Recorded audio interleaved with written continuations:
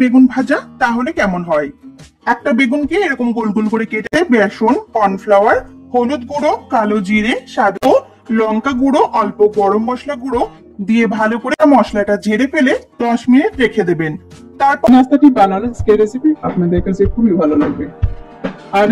আর যদি রেসিপিটি ফেলে রাখবেন, তাহলে আমি নতুন কোনো রেসিপি আপলোড দেওয়ার সাথে দিয়ে দেবো স্বাদ মতো লবণ বা পরিমাণ মতো লবণ। তাহলে কিন্তু আরো কিছু পানি এর মধ্যে দিয়ে একটু করে পানি দিয়ে আমি সেক্ষেত্রে একটু করে পানি দিয়ে একটু পানি, এই আটাটা কিন্তু একটু শক্ত রয়েছে, এই আটাটাকে মাখিয়ে নিতে হবে। একটু তৈরি হয়েছে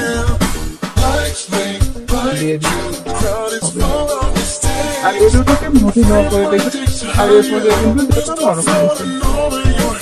এখন এখানে আটার মধ্যে এই নাস্তাগুলো আরো আমি এখানে সব সমান তৈরি করবো। আর দেখতে যাচ্ছেন এটা এবার দু হাতে তালটা দিয়ে আরেকটু করবে, হাতে এভাবে একটু বলের শেপ দিয়ে নিচ্ছি। আমার একইভাবে কিন্তু এর মাঝে এই তেলটা দিলে কিন্তু এই ডোটা আরো অনেকটাই সফট হবে। এটাকে তেলটা লাগানো হয়ে গেল, রেস্টে রেখে দেবো 10 মিনিটের জন্য। 2 চামচের মতো সাদা তেল আর তার সাথে দিয়ে দিচ্ছি পেঁয়াজ। এখন এই পেঁয়াজগুলো কিন্তু একটু নরম হয়ে এসেছে, এগুলোকে আমি সাইড করে নিচ্ছি। এখন ডিমটা দিয়ে আমি একটু ছড়িয়ে দিই।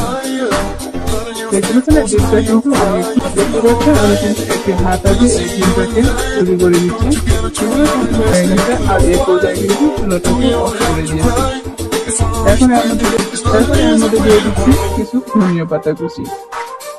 ধনিয়া পাতাটাকে এখন এর মধ্যে দিয়ে দিচ্ছি সামান্য পরিমাণে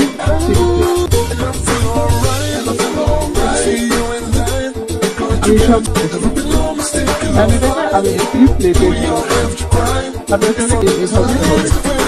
আর দেখতে পাচ্ছি এটা কিন্তু অনেকটাই পাতলা একটা রুটি তৈরি। আমি এখানে দিয়ে দিচ্ছি, এখানে 2-4 চামচের মতো দিয়ে দিচ্ছি।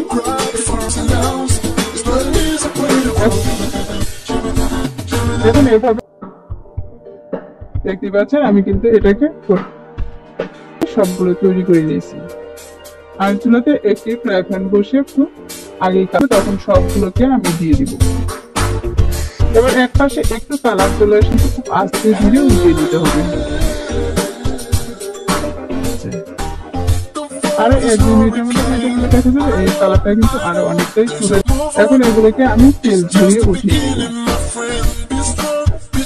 এখানে কিন্তু এখন আমি সবগুলোকে এভাবে তেল ঝরিয়ে একটি প্লেটে উঠিয়ে দিচ্ছি।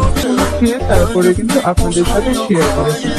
এই নাস্তাগুলোর সাথে খুবই টেস্টি। খ্রিসমাস থেকে আমি ভেঙে দেখে দিচ্ছি এটা কতটা মুম্বই হয়েছে, কেমন হয়েছে। যারা আমার চ্যানেলটি এখনো সাবস্ক্রাইব করেনি তাদেরকে